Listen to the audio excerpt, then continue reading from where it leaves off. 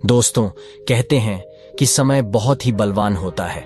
समय में वो अद्भुत ताकत होती है जो एक रात में राजा को रंक और रंक को राजा बना सकती है। विद्वानों ने भी कहा है कि होनी बहुत ही प्रबल होती है। विधि के विधान को आज तक कोई मिटा नहीं पाया। क्या यह बात सच है या फिर यह सिर्फ एक भ्रम है? चलिए एक पौराणिक कथा के माध्यम से इस गूढ़ सत्य को समझने का प्रयास करते हैं। नमस्कार दोस्तों, गुरु टाइम इंस्पायर्ड में आपका दिल से स्वागत है। दोस्तों, ये कहानी बेहद शिक्षाप्रद, अत्यंत महत्वपूर्ण और ज्ञानवर्धक है। मेरा आपसे विनम्र निवेदन है कि अंत तक हमारे साथ बने रहें ताकि इस कहानी का गहरा संदेश आप तक पूरी तरह पहुंच सके। बहुत समय पहले की बात है। एक नगर से दूर एक महात्मा का आश्रम था। वह सभी शास्त्रों और वेदों का ज्ञान रखते थे और उनके ज्ञान के चर्चे दूर दूर तक फैले हुए थे। उनके पास दूर दूर से लोग अपना भाग्य दिखाने आते थे। वो महात्मा अत्यंत ज्ञानी थे। जिनका भी भाग्य देखकर बताते, उनकी बात सच्ची साबित होती थी। दूर से ही वो भाग्य का अनुमान लगा लेते थे और यह बता देते थे कि व्यक्ति के भाग्य में क्या लिखा है। भूतकाल, भविष्य और वर्तमान का गहन ज्ञान उनके पास था। उसी नगर में एक पंडित और उसकी पत्नी रहते थे। उसकी पत्नी धर्म और आस्था में बहुत विश्वास रखती थी, परंतु उनके कोई संतान नहीं थी।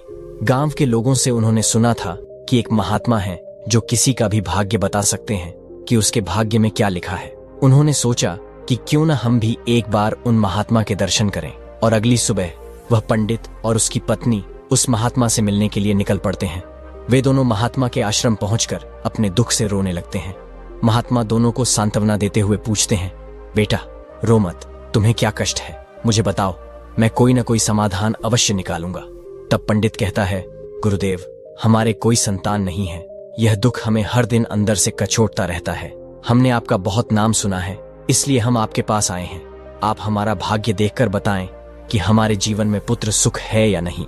महात्मा मुस्कुराते हुए कहते हैं, तुम चिंता मत करो। फिर महात्मा पंडित की पत्नी को आश्रम के मंदिर से 2 सेब लाकर देते हैं और कहते हैं, इनको आप दोनों पति पत्नी खा लेना, तुम्हें अवश्य ही संतान प्राप्त होगी।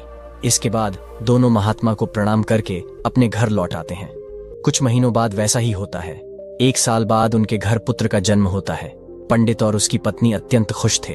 पंडित अपनी पत्नी से कहता है, क्यों ना हम महात्मा को अपने घर बुलाकर उनकी सेवा करें। फिर पंडित उस महात्मा को अपने घर बुलाता है और उनकी सेवा करता है। और पंडित अपने बेटे का नामकरण करवाकर उसका नाम वैभव रखता है। उसी समय पंडित कहता है, गुरुदेव, आप हमारे बच्चे का भविष्य देखकर बताएं कि हमारा पुत्र जीवन में क्या करेगा। तब महात्मा कहते हैं, अभी इसे बड़ा होने दो। जब इसकी आयु 8 वर्ष की हो जाए तब इसे मेरे पास लेकर आना, मैं इसका भाग्य अवश्य बताऊंगा। यह कहकर महात्मा वहां से चले जाते हैं। धीरे धीरे समय बीतता गया। पंडित का बेटा अब 8 वर्ष का हो चुका था। एक दिन पंडित अपने बेटे को लेकर उस गुरु के आश्रम पहुंचता है तो देखता है वहां लोगों की भीड़ लगी हुई है। तब पंडित का बेटा अपने पिता से पूछता है, पिताजी, यहाँ क्या हो रहा है? पंडित अपने बेटे को बताता है, बेटा, यह महात्मा त्रिकालदर्शी हैं। इन्हें भविष्य का पता चल जाता है। ये सभी लोग अपने अपने भविष्य का पता लगाने यहाँ आए हैं। तब पंडित का बेटा गुरुदेव के पास जाकर कहता है, गुरुदेव, आप मेरा भी भविष्य देखो ना।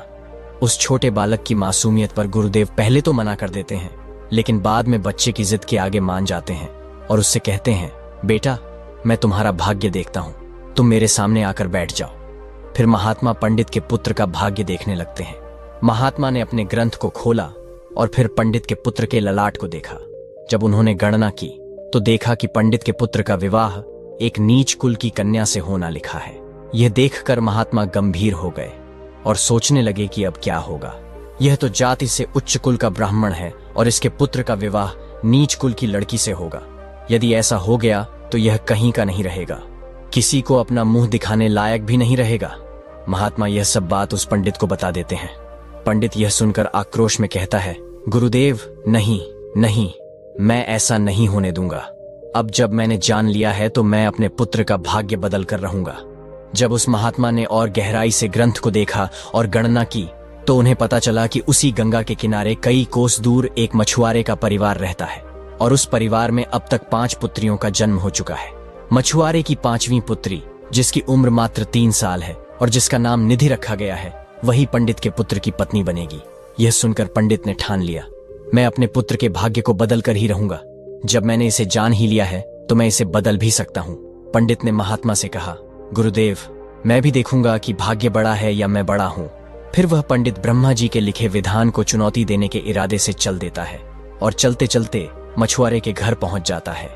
जब मछुआरे ने देखा कि उज्जैन के एक महान पंडित उसके द्वार पर खड़े हैं तो वह अचंभित हो गया और आदर के साथ बोला, हे पंडित जी, यह मेरे लिए सौभाग्य की बात है कि आपने मेरे घर पधारने का कष्ट किया।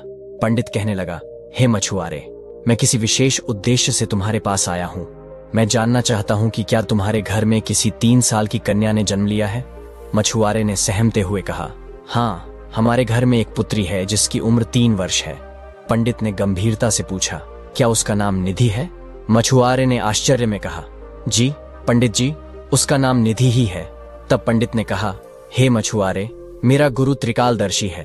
उन्होंने मुझे कुछ मंत्र दिए हैं। मैं तो इस रास्ते से गुजर रहा था तो मैंने देखा कि तुम पर भारी संकट आने वाला है।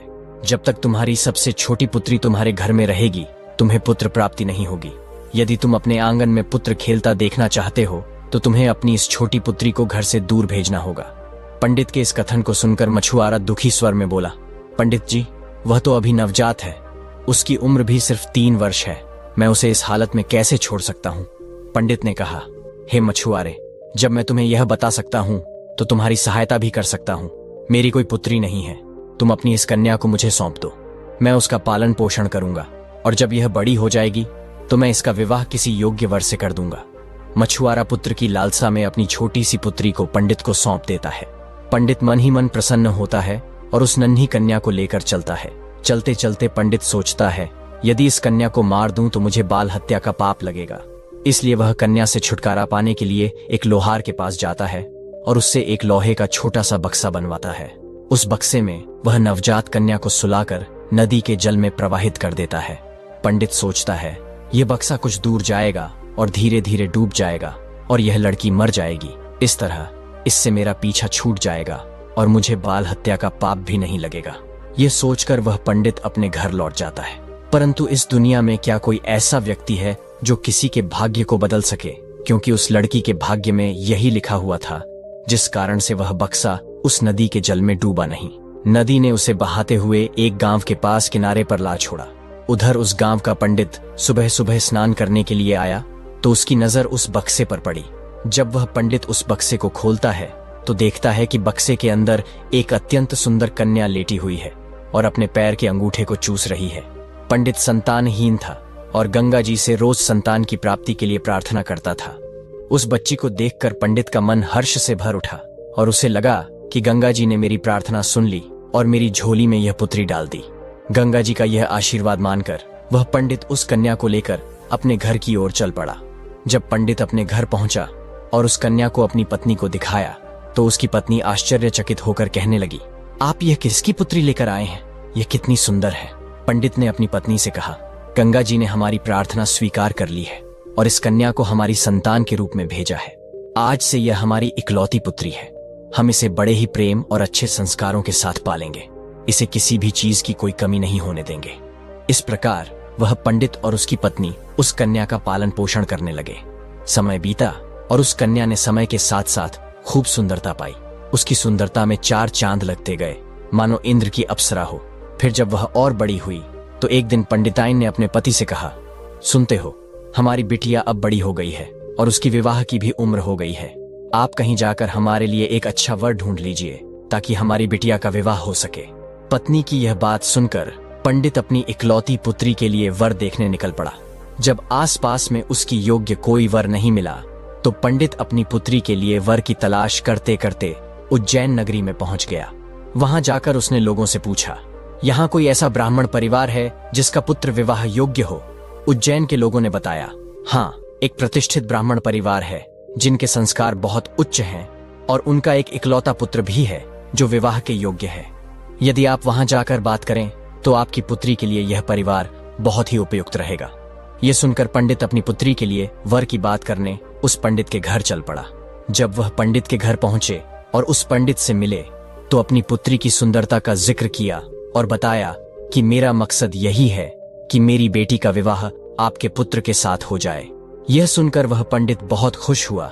उसने सोचा, चलो, मेरे बेटे का भाग्य जो पहले लिखा था अब बदल गया है। एक ब्राह्मण अपनी बेटी का रिश्ता लेकर मेरे पास आया है। वह पंडित खुशी खुशी उस प्रस्ताव को स्वीकार कर लेता है और शादी का समय भी तय हो जाता है। फिर वह ब्राह्मण अपने घर जाकर अपनी पत्नी को सारी बात बताता है। कुछ दिन बाद वह दिन भी आ गया जब पंडित की पुत्री और उस पंडित के बेटे का विवाह होना था। पंडित अपने बेटे की बारात लेकर उस गांव की ओर चल पड़ता है। मन ही मन वह सोचता जा रहा था, आज मैंने अपने बेटे का भाग्य बदल दिया। लेकिन उसे यह नहीं पता था कि विधाता का लिखा कोई नहीं बदल सकता। वह तो अटल होता है, जो भाग्य में लिखा है वह होकर ही रहता है, चाहे कोई कितने भी प्रयास कर ले। संयोग से वही मछुआरे की बेटी जिसे उस पंडित ने नदी में बहा दिया था, आज उसी पंडित के बेटे के साथ विवाह के लिए तैयार हो रही है। विवाह संपन्न होता है और वह कन्या पंडित के घर बहू बनकर आ जाती है। पंडित का बेटा सुंदर पत्नी पाकर खुश था और पंडित की बेटी भी सुंदर पति पाकर प्रसन्न थी। पंडित भी खुश था कि उसने अपने बेटे का भाग्य बदल दिया। फिर एक दिन पंडित अपने बेटे की बहू को लेकर महात्मा के आश्रम जाता है। वहां पहुंचकर गुरुदेव को प्रणाम करते हुए कहता है, गुरुदेव, मैंने विधि का विधान भी बदल दिया। ये सुनकर गुरुदेव मुस्कुरा उठते हैं। पंडित गुरुदेव को हंसता देखकर पूछता है, गुरुदेव, आप हंस क्यों रहे हैं? तब गुरुदेव कहते हैं, ये वही लड़की है जिसे तुमने नदी में बहा दिया था। यह सुनकर पंडित का चेहरा पसीने से भर जाता है। उसने सोचा, यह तो वही मछुआरे की लड़की है जिसे मैंने मरने के लिए नदी में छोड़ दिया था। उसने अपनी बहू से पूछा, पुत्री, तुम अपने माता पिता की इकलौती संतान हो ना? तब कन्या ने कहा, जी पिताजी, मेरे असली माता पिता ने मुझे बचपन में गंगा में बहा दिया था, लेकिन मेरे नए माता पिता ने मुझे एक नया जीवन दिया। तब से वही मेरे असली माता पिता हैं। यह सुनकर पंडित को एहसास हुआ कि यह वही मछुआरे की लड़की है। तो पंडित ने इस समस्या से छुटकारा पाने के लिए एक योजना बनाई और अपने बेटे की पत्नी से कहा, बेटी, अगर तुम पहली संतान के रूप में पुत्र चाहती हो तो तुम्हें मेरे साथ समुद्र तक चलना होगा। जब दोनों ससुर और बहू समुद्र पर पहुंचे तो पंडित ने अपनी अंगुली से एक अंगूठी निकाली और उसे दिखाते हुए समुद्र में फेंक दिया। उसने कहा, बेटी, जिस दिन यह अंगूठी तुम्हें मिल जाए उसी दिन तुम अपने घर आ सकती हो। यदि यह अंगूठी नहीं मिली और तुम अपने पिता या मेरे घर वापस आ गई तो तुम अपने पति को खो दोगी। इसीलिए तब तक तुम्हें कहीं नहीं जाना है जब तक यह अंगूठी तुम्हें ना मिल जाए। अगर तुम मेरी बात मानोगी तो तुम्हें पुत्र की प्राप्ति होगी और तुम्हारा भाग्य भी जाग उठेगा। इतना कहकर पंडित उसे समुद्र किनारे छोड़कर घर लौट आया। निधि ने कई प्रयास किए पर अंगूठी नहीं मिली। आखिरकार थककर वह एक रास्ते पर चल पड़ी, क्योंकि न तो वह अपने पिता के घर जा सकती थी और न ही अपने पति के घर। चलते चलते उसने सामने से एक राजपूत परिवार को आते देखा जो अपने गांव की तरफ जा रहा था। उस राजपूत परिवार ने जब उसे देखा तो पूछा, बेटी, इस जंगल में तुम अकेली कैसे घूम रही हो? यहाँ तो कई खतरनाक जानवर भी रहते हैं। उस कन्या ने कहा, क्या बताऊं, मैं विपत्ति की मारी हूँ और इस दुनिया में मेरा कोई नहीं है। ये सुनकर राजपूत परिवार बोला, बेटी, अगर तुम चाहो तो हमारे साथ चल सकती हो। उनकी बात सुनकर निधि राहत महसूस करने लगी और उनके साथ चलने को तैयार हो गई। इस तरह उस राजपूत परिवार ने उसे अपने घर में खाना बनाने के काम पर रख लिया। संयोग से उस परिवार का मुखिया उस पंडित का घनिष्ठ मित्र था।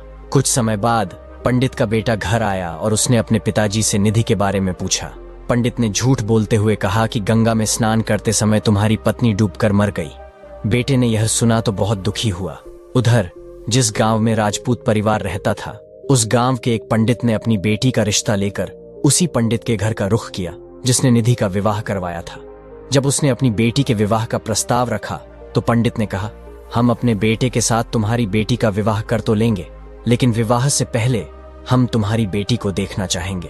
पंडित को डर था कि कहीं वही मछुआरे की कन्या फिर से उसके बेटे के भाग्य में न आ जाए। दूसरा पंडित इस शर्त पर मान गया और अपने गांव वापस चला गया। अब अपने बेटे के लिए लड़की देखने के लिए वह पंडित उस गांव की ओर चल दिया।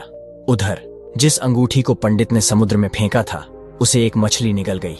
एक दिन एक मछुआरे ने समुद्र में जाल फेंका और वही मछली उसमें फंस गई। मछुआरा उस मछली को बेचने के लिए वहीं पहुंच गया जहां वह राजपूत परिवार रहता था। परिवार के मुखिया को मछली खाना बहुत ही पसंद था, इसलिए उस राजपूत ने उस मछुआरे से उस मछली को खरीद लिया और उस मछली को ले जाकर निधि से कहा, बेटी, क्या तुम मेरे लिए मछली पका दोगी? तो निधि बोली, जी पिताजी, मैं मछली तो नहीं खाती हूँ, लेकिन आपके लिए जरूर बना दूंगी। इस प्रकार वह मछली लेकर रसोई में काटने लगी।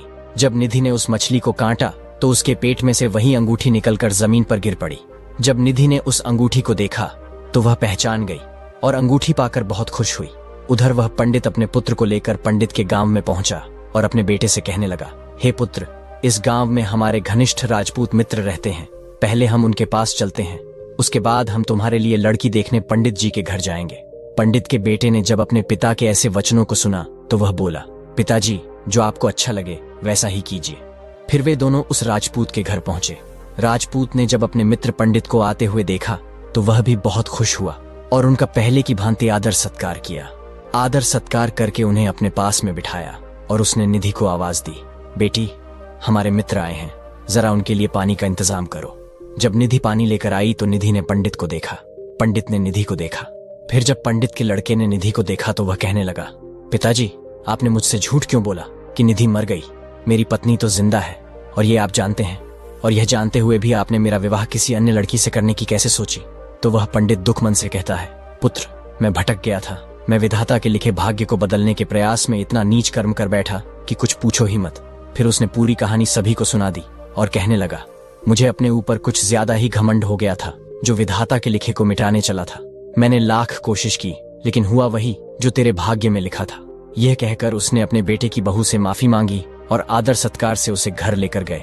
दोस्तों, विधि के विधान को कोई बदल नहीं सकता, जो लिखा होता है वह जरूर होता है।